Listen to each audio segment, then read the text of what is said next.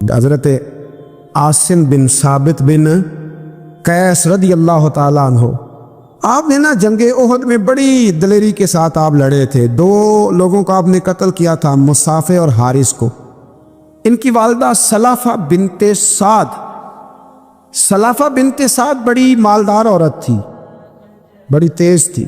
اس نے قسم کھائی تھی کہ میرے 2 بیٹے چونکہ حضرت عاصم بن ثابت نے قتل کر دیے، اس نے قسم کھائی تھی کہ میں نا معاذ اللہ انہیں قتل کراؤں گی اور ان کی گردن اترواؤں گی اور ان کی کھوپڑی میں شراب بھر کے پیوں گی۔ جملے بولنے والے کئی دفعہ بڑا ہی بول جاتے ہیں۔ حضرت عاصم بن ثابت بن قیس رضی اللہ تعالیٰ، سلافہ بن سعد کہنے لگی کہ میرے بیٹے چونکہ انہوں نے قتل کیے تو 100 اونٹ دوں گی جو انہیں شہید کرے گا، اور پھر میں معاذ اللہ ان کی گردن اتروا کے کھوپڑی کے اندر شراب بھر کے پیوں گی۔ حضرت عاصم بن ثابت بڑے بہادر تھے، قابو نہ آ سکے۔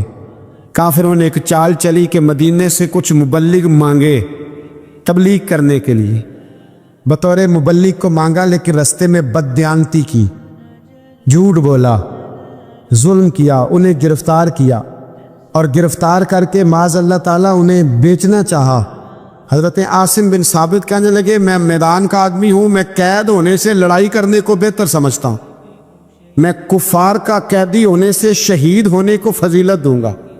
تلوار نکال لی، نیزے نکال لیے، لڑنے لگے۔ اب اکیلا آدمی اور سامنے درجنوں بیسیوں لڑنے والے، سب کا رخ جب انہی کی طرف ہوا، حضرت عاصم بن ثابت بن قیس رضی اللہ تعالیٰ عنہ سمجھنے لگے اب شہید ہو جاؤں گا، تو آپ نے ایک دعا مانگی، کہنے لگے اے اللہ میرے بدن کی حفاظت کرنا، اے اللہ میرے وجود کی حفاظت کرنا، گویا میری لاش کی یہ بے حرمتی نہ کرے، اللہ حفاظت کرنا۔ شہید کر دیے گئے۔ جیسے ہی آپ شہید ہوئے تو اب وہاں تو منت یہ تھی نا معاذ اللہ کے گلا کاٹیں گے اور معاذ اللہ کھوپڑی میں شراب پئیں گے۔ انہوں نے دعا کر دی، یا اللہ حفاظت کرنا۔ آپ سب بھی دعا کریں، یا اللہ ہماری حفاظت فرما، اے اللہ دنیا میں بھی حفاظت فرما، قبر میں بھی حفاظت فرما، حاسدوں سے، شریروں سے، مفسدوں سے، اے اللہ حفاظت کرنا۔ یہ دعا فرمائی۔ جب آپ شہید کر دیے گئے نا، لاش مبارک قریب تھی، تو کافر گردن کاٹنے کے لیے آگے بڑھے تو سینکڑوں کی تعداد میں شہد کی مکھیاں آ گئیں۔ انہوں نے گھیرا ڈال لیا سارے وجود کو۔ اب کتنی کو مکھیاں اڑائیں؟ 1 کو اڑاتے ہیں 10 اور آ جاتی ہیں، 2 کو اڑاتے ہیں 10 اور ان کا خیال تھا شاید وجود کاٹنے آئیں گے۔ وہ چلے گئے، کہنے لگے شام کو جب مکھیاں چلی جائیں گی تو دوبارہ آئیں گے۔ لیکن جب مکھیاں اڑی تو انہوں نے وجود کو چھوا بھی نہیں تھا، انہوں نے وجود کی حفاظت کی، دعا مانگی تھی، اے اللہ ان سے میری حفاظت فرما، مجھے ثابت قدم رکھ۔ مکھیوں نے وجود کو چھوا بھی نہیں۔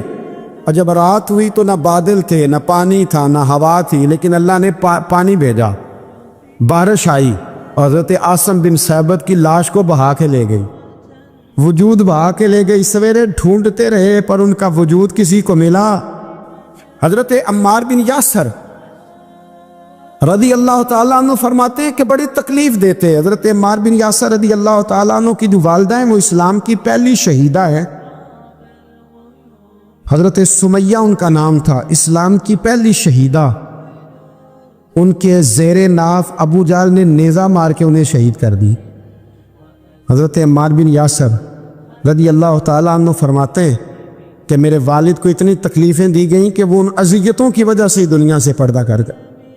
حضرت عمار بن یاسر کو خود کافر اتنا مارتے تھے کہ وہ اپنے حواس کھو بیٹھتے تھے اور ایسی باتیں کرتے تھے کہ سمجھ نہیں آتی تھی کہ یہ عمار بن یاسر بول رہے ہیں۔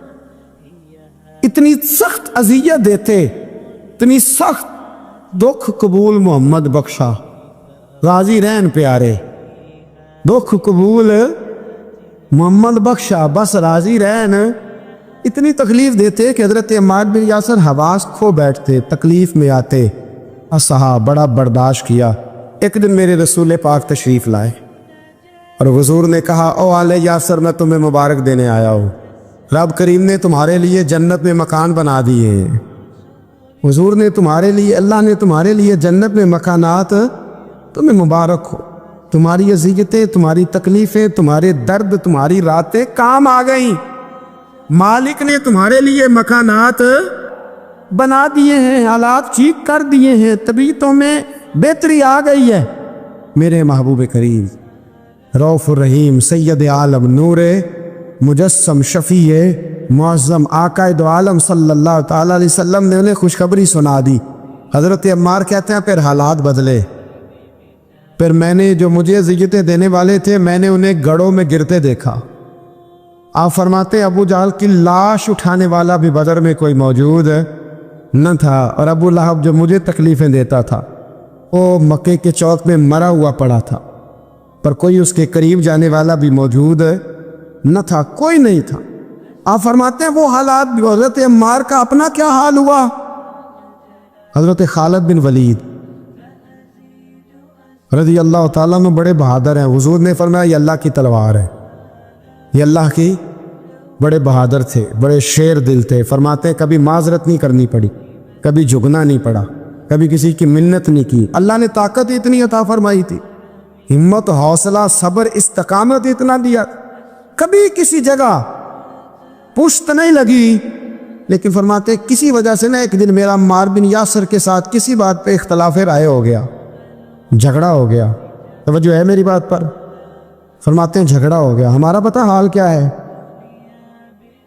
ہمارا یہ حال ہوتا ہے کہ ہمارا جھگڑا ہو جائے تو خیر ہے، لیکن اگر پڑوسی کے بچے لڑ پڑے تو ہم کہتے ہیں اس کی روزی پاک نہیں، اس کی تربیت ٹھیک نہیں۔ ہمارا بھائیوں سے رٹا ہو جائے تو معاملہ اور ہے، کسی کا ہو جائے تو معاملہ اور ہے۔ میں بیمار ہو جاؤں تو آزمائش ہے، اور سامنے والا بیمار ہو جائے تو سزا ہے۔ پھر کیا ہے؟ بلکہ پنجابی کہنے نے کیتیاں نو پھڑے ہے، یہی کہہ دیتے، اور میں بیمار ہو جاؤں تو آزمائش آگے جی اللہ کی طرف سے۔ ایسا نہ کرے۔ ہمارا فتویٰ اپنے حق میں اور ہوتا ہے، سامنے والے کے معاملے میں اور ہوتا ہے۔ حضرت عمار بن یاسر کی بات کر رہا تھا، جناب عمار بن یاسر رضی اللہ تعالی عنہ۔ حضرت عمار بن یاسر کہتے ہیں کہ حضرت خالد بن ولید کے ساتھ، جناب خالد بن ولید کہتے ہیں میری ان کے ساتھ نہ کسی بات میں اختلاف رائے ہو گیا، تو میں اب دلیر آدمی تھا، شیر آدمی تھا، کبھی جھکا نہیں تھا، کبھی کوئی معاملہ نہیں ہوا تھا، کبھی کوئی ایسی بات نہیں ہوئی تھی۔ آپ فرماتے ہیں جب رائے کا اختلاف ہو گیا نا، بات ذرا آگے بڑھ گئی، تو نبی کریم صلی اللہ علیہ وسلم تک بات پہنچی، تو میرا یہ خیال تھا کہ حضور میری بھی سنیں گے، عمار بن یاسر کی بھی سنیں گے، پھر حضور کوئی فیصلہ کریں گے، پر قربان جاؤں وقت بدل گیا ہے نا، اب بہت بڑے چودھری ہیں، بڑے سردار ہیں، بڑے سپہ سالار ہیں حضرت خالد بن ولید، پر وقت بدل گیا۔ تو حضرت خالد بن ولید کہتے ہیں جب میں نے نبی کریم کی بارگاہ میں بات عرض کی، حضور تک بات پہنچی، تو میرے مصطفیٰ نے موٹی سی بات ارشاد فرمائی۔ رسول کریم فرمانے لگے بھئی بات مختصر سی ہے، جس نے عمار کو راضی کر لیا اس نے مجھے راضی کر لیا، اور جس نے اسے ناراض کیا اس نے مجھے ناراض کیا۔ فرماتے ہیں بس میری قیمت پڑ گئی، میرا قد اونچا ہو گیا۔ حضرت خالد بن ولید کہتے ہیں میں نے بھی کہا اب بات کیا کرنی ہے، اب تو گزارش ہی کرنی ہے، اب مدعا کیا سنانا ہے، اب تو بات کرنی ہے۔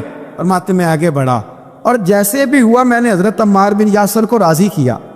حضرت عمار کہتے ہیں ایک وقت وہ تھا اور ایک وقت یہ ہے، جب دونوں وقتوں کو دیکھتا ہوں تو کہتا ہوں الحمدللہ رب العالمین۔ ایک تو بڑی معروف حدیث بخاری مسلم میں موجود ہے کہ عروہ بن مسعود ثقفی کہتے ہیں جب میں آیا اور میں واپس گیا تو جا کے پھر انہوں نے کہا قریش مکہ سے جا کے مسلمانوں کی جنگی صلاحیت کا ذکر نہیں کیا، بلکہ جا کے کہنے لگے یار میں بڑی دنیا پھرا ہوں، پر جو ادب نبی پاک کے غلام اپنے نبی کا کرتے ہیں وہ میں نے کسی کا دیکھا نہیں ہے۔ دوسری روایت بخاری مسلم میں حضرت انس بن مالک رضی اللہ تعالیٰ عنہ کی ہے۔ حضرت انس بن مالک رضی اللہ تعالیٰ عنہ ارشاد فرماتے ہیں کہ نبی پاک علیہ السلام کے جب ایام وصال قریب آئے نا تو حضور مسجد میں آنا جانا کم فرما دیا تھا، کئی دن حضور تشریف نہیں لاتے تھے، تبھی علالت کے باعث۔ یہ بھی اللہ تعالیٰ کی قدرت کاملہ ہے۔ فرماتے ایک دن نا پیر شریف کا دن تھا اور فجر کی جماعت تھی، اور جناب ابو بکر صدیق نماز پڑھا رہے تھے۔ اچانک نا حضور کا دل کیا غلاموں کو دیکھنے کو، تو حضور نے نا حضرت عائشہ صدیقہ کے مکان کے حجرے کا پردہ سرکا کے نا تو غلاموں کو دیکھا۔ اب تو ماشاءاللہ بہت سارے لوگوں نے مدینے کی زیارت کر لی ہے نا، تو آپ جانتے ہیں کہ یہاں کر کے ان کا مکان ہے، تو یہاں اگر سامنے امام کھڑا بھی ہو تو مقتدی دیکھ بھی لے پردہ سرکہ ہے، تو یہ پہلے والے دیکھ لیں گے جو قریب ہیں، آخری والے تو نہیں نہ دیکھ بھائی یہاں سے پردہ سرکایا کسی نے، تو یہ 5 7 10 جو قریب کے نمازی ہیں وہ تو دیکھ لیں گے، تو وہ جو صف کے اینڈ پہ ہیں وہ کیسے دیکھیں گے؟ اور صف کا جو امام ہے وہ کیسے دیکھے گا؟ اور حدیث میں بخاری مسلم سے پیش کر رہا ہوں، حضرت انس بن مالک کہتے ہیں نبی پاک نے جب پردہ سرکا کے چہرہ انور دکھایا نا تو فرماتے ہیں ہمیں یوں لگا کہ قرآن کا صفحہ کھل گیا ہے۔ آپ فرماتے ہیں جب ہمیں لگا نا قرآن کا صفحہ کھل گیا تو حضرت ابو بکر صدیق نے چاہا کہ نماز چھوڑ کے پیچھے آ جائے تاکہ حضور امامت کرائیں، تو حضرت انس بن مالک فرماتے ہیں اجتماعی طور پر سب کا یہاں تک ہم پہنچ گئے تھے کہ شاید چند سیکنڈ اور گزریں گے تو ہم نماز توڑ دیں گے، فرض نماز توڑ دیں گے۔ ویسے کسی صوفی کا شعر پڑھیں تو لوگ اعتراض کرتے ہیں اب حدیث سنا کے پڑھ لو خیر ہے، ویسے کسی صوفی کا شعر پڑھیں تو لوگ کہتے ہیں دیکھو جی بابے نے کیا کہہ دیا، یہ حدیث بخاری ہے اور بابا اس کا ترجمہ کرتا ہے۔ حضرت خواجہ صاحب فرماتے ہیں نماز پڑھا کہ میں تیں ول ویکھا ہوں، کیا انداز گفتگو ہے، کہنے لگے نماز پڑھا کہ میں تیں ول ویکھا مینوں کعبہ بھول گیا آئی، نماز پڑھا کہ میں تیں ول دیکھا مینوں کعبہ بھول گیا آئی، بھول گئے سب صوم صلاتاں ہکو یار دا فکر پہ آئی، مینوں بھول گئی سب صوم صلاتاں ہکو یار دا، نماز پڑھا کہ میں تیں ول ویکھا مینوں کعبہ بھول گیا آئی۔ وہ اب اعلیٰ حضرت کی بھی ایک بات کر لیں، فاضل بریلوی فرمانے لگے حاجیو آؤ شہنشاہ کا روضہ دیکھے، کعبہ تو دیکھ چکے اب کعبے کا بھی کعبہ دیکھو۔ تو حضرت انس بن مالک رضی اللہ تعالیٰ عنہ فرماتے قریب تھا کہ نماز ٹوٹ جاتی، نماز ٹوٹ جاتی تو رسول پاک پہلے مسکرائے، پھر حضور نے وہیں سے اشارہ کیا کہ نہیں نہیں نماز مکمل کرو۔ اب ایک مسئلہ شرعی یہ بھی سن لیں کہ نماز میں لقمہ وہ دے گا جو نماز میں شامل ہوگا، جو ٹوٹیوں پہ بھی وضو کر رہے وہ لقمہ نہیں دے گا، اور اگر امام نے قبول کر لیا تو نماز ٹوٹ جائے گی، پر حضور تو شامل نہیں تھے نا، پر صحابہ نے لقمہ دیا، حضور نے لقمہ دیا اور صحابہ نے لقمہ قبول کیا، لیکن کسی کی نماز ٹوٹی چلتے چلتے بخاری سے ایک اور حدیث پڑھ لیتے۔ نبی پاک علیہ السلام ایک قبیلے کی صلح کرانے چلے گئے، فرمایا اگر مجھے دیر ہو گئی تو ابو بکر سے کہنا جماعت کرا دے، جس ابو بکر کو نبی پاک مصلی پہ کھڑا کرے وہ واقعی ساری امت کے امام ہیں، جنہیں حضور مصلی دے، ابو بکر سے کہنا جماعت کرا دے۔ حضرت صدیق ایک پر کھڑے ہو گئے تو نبی پاک بھی آ گئے، جماعت کھڑی ہوئی تھی کہ حضور بھی پہنچ گئے۔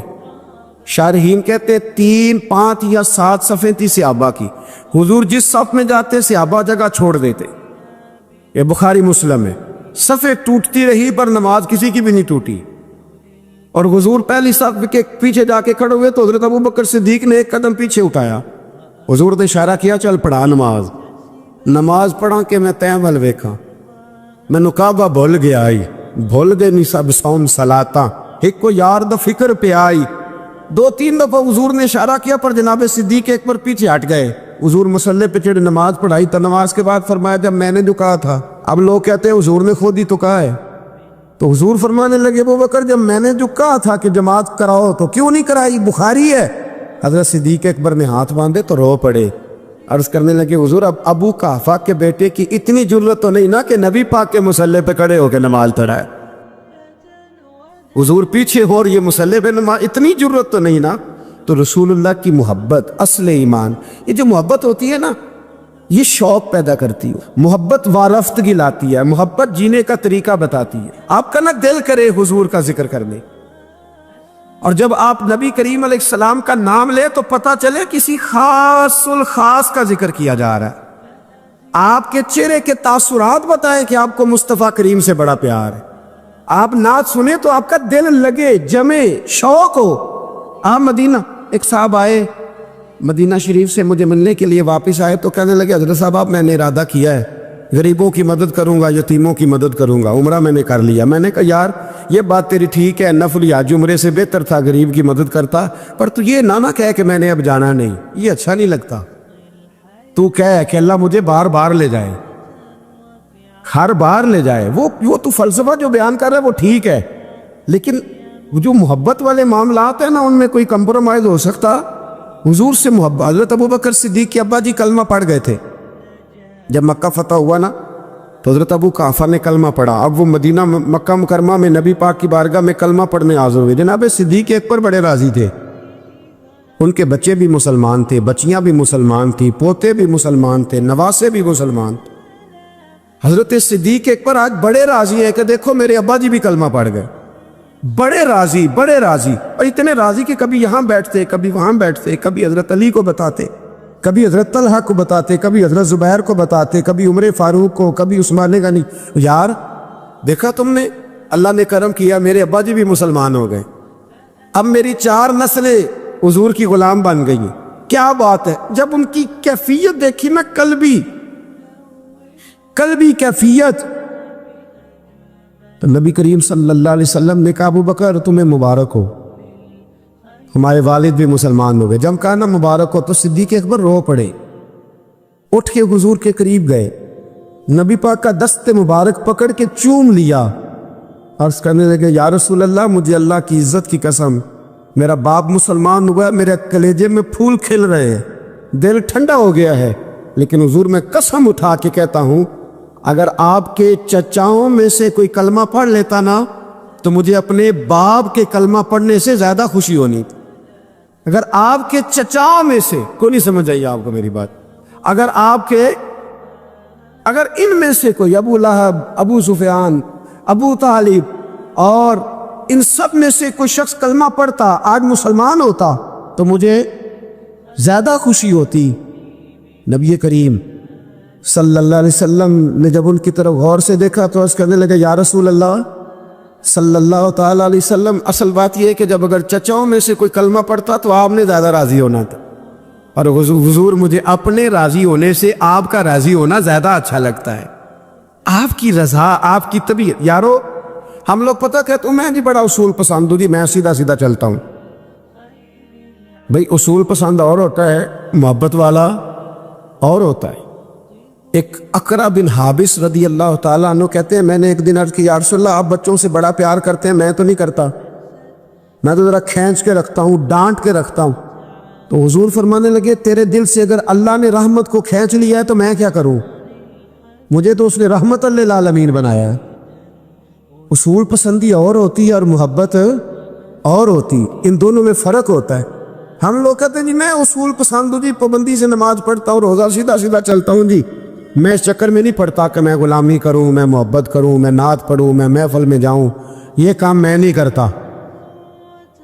حضرت عمر فاروق رضی اللہ تعالیٰ عنہ سے بڑا تو اصول پسند کوئی نہیں نہ ہوگا، یعنی بہت بڑا چودھری بھی اگر اپنی گلی کے اندر، حضرت ابو سفیان جیسے لوگ مسلمان ہو گئے، کلمہ پڑھ لیا، اور جناب ابو سفیان رضی اللہ تعالیٰ عنہ نے اپنے گھر کے اندر نہ تھوڑی سی سامنے اینٹیں رکھ کے جگہ بنا لی، تو حضرت عمر کو پتہ چلا تو فرمایا جیسے بنائی ہے ویسے وہ کھیڑو بھی، آپ نے لوگوں کا رستہ تنگ کر دیا۔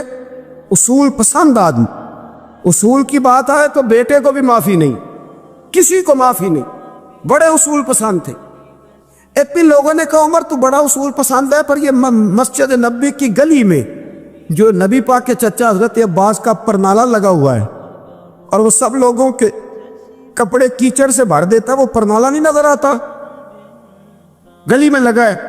اب تو ہمارے پرنالے اور طرح کے ہیں نا، تو جو حرم شریف میں آپ میزاب رحمت ہے وہ دیکھا نا آپ نے، وہ پرانے زمانے میں جو لوہے کے پرنالے ہوتے تھے، تو وہ واقعی پوری گلی جو تھی نا وہ گزر کوئی نہیں سکتا تھا، اتنا اچھا شاور ہوتا ہی کوئی نہیں تھا جتنا وہ ہوتا تھا، وہ بڑا تگڑا قسم کا پرنالہ ہوتا تھا، تو کوئی شے نہیں گزر سکتی تھی بڑی دیر تک، بارش کے رکنے کے بعد بھی ساری چھت سے جب تک پوری مٹی اور پوری توڑی ساری نہیں نہ اتر جاتی تھی تب تک وہ پرنالہ نہیں سانس لیتا تھا، تو پرنالہ بہتا تھا، اور وہاں سے بڑا مین گلی تھی مسجد کو آنے کی، لوگوں کے کپڑے آلودہ ہو جاتے۔ ایک دن لوگوں نے حضرت عمر سے کہا یہ پرنالہ نہیں نظر آتا، یہ نہیں اصول پسندی؟ جناب عمر فاروق رضی اللہ تعالیٰ عنہ فرمانے لگے اتار دیتے ہیں پرنالہ، یہ بھی اصول پسندی ہے، اتارتے۔ حضرت عمر فاروق نہ گئے، اور شارحین نے لکھا ہے کہ اونٹ کے اوپر بیٹھ کر آپ نے یوں پکڑ کے نا پرنالا کھینچا اور جناب عباس کے گھر والوں سے فرمانے لگے 4 کونے ہوتے ہیں گھر کے، چھت کے 4 کونے ہیں، کسی اور میں لگا لو پرنالا، کو ضروری ہے کہ نمازیوں والی گلی پہ لگایا جائے؟ یہ کہہ کے آ گئے، کسی کی ضرورت تھی بات کرے؟ حضرت عباس آئے تو لوگوں نے آ کے کہا کہ عمر نے پرنالا اکھیڑ دیا اور فرمایا کہ 4 کونے کہیں اور لگا لو۔ تو حضرت عباس مسکرائے۔ لوگوں نے کہا مسکراتے کیوں ہو؟ فرمانے لگے کوئی مسئلہ نہیں، عمر خود آ کے لگا کے جائے گا۔ جیسے اکھیڑا ہے ویسے لوگوں نے کہا وہ عمر ہے، عمر کو بدلنا اور اس کی بات کو بدلنا اور اتنی جرت کہ وہ لگا کے جائے، جس بندے کو دیکھ کے شیطان گلی کا رستہ بدل جاتا ہے، آپ اس کی بات کر رہے ہیں۔ فرمایا میں نے کہہ دیا نا عمر لگائے گا، تو انشاءاللہ عمر لگائے گا۔ حضرت عباس مسجد میں آئے، نماز پڑھی تو کہتے میں نے بات چھیڑی دی۔ عمر خود کہنے لگے کہ حضور آپ سے تو امید نہیں تھی۔ حضرت عباس سے کہنے لگے بھئی جگہ بھی ہے، 4 کونے ہوتے ہیں گھر میں، کچھ ضروری ہے اسی کونے پہ لگے جہاں سے نمازی گزرتے؟ یہ بخاری مسلم کی حدیث ہے۔ حضرت عباس کہنے لگے عمر 4 کونے ہیں، میرے پاس جگہ بھی ہے پرنالے کی، میں نے بھی کئی دفعہ سوچا تھا وہ کھیڑ دوں، اور میں بھی اسی گلی سے گزرتا ہوں، میرے کپڑوں میں بھی کیچڑ بڑی دفعہ پڑا ہے، پر مجبوری یہ ہے وہ کھیڑ اس لیے نہیں سکتا کہ یہ پرنالہ میرے نبی کریم نے اپنے دستے مبارک سے لگایا تھا۔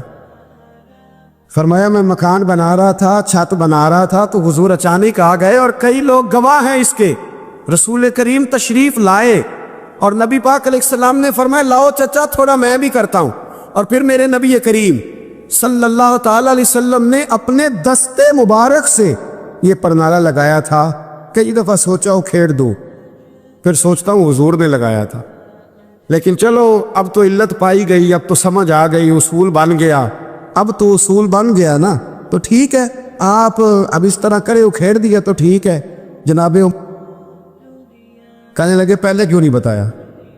بھئی وہ نمازیوں پہ چیٹے پڑتے ہیں، گلی کا رستہ ہے، فرمایا رس پڑتے ہیں تو پڑھتے رہے، آپ نے بتایا کیوں نہیں؟ حضرت جناب عباس کہنے لگے کہ آپ کا کیا خیال ہے کہ میں یہ کروں گا کہ لوگوں پہ چھینٹے پڑے اور مجھے پرواہ نہ ہو؟ حضور نے لگایا تھا۔ حضرت عمر فاروق نے نا جناب عباس کا بازو تھاما، تن تندور تے ہڈاں دا بالن، بازو تھاما اور تھام کے نا اسی جگہ لے گئے جہاں پرنالہ کھیڑا تھا۔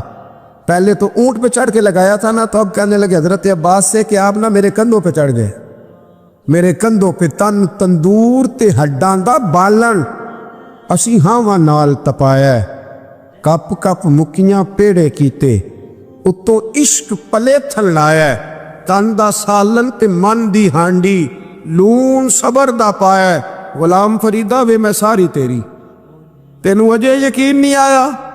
فرمایا خود لگائیے۔ حضرت عباس رضی اللہ تعالیٰ عنہ وہ پرنالہ لگا کے اترے تو حضرت عباس بھی رو رہے تھے اور جناب عمر بھی رو رہے تھے، آنکھوں میں آنسو تھے۔ فرمایا ہم یہ نہیں دیکھیں گے کہ علت کیا ہے، وجہ کیا ہے، ہم تو یہ دیکھیں گے کہ رسول اللہ کی نسبت کیا ہے۔ نبی کریم علیہ السلام کے دستے مبارک لگ گئے، ساری وجوہات ختم ہو گئی۔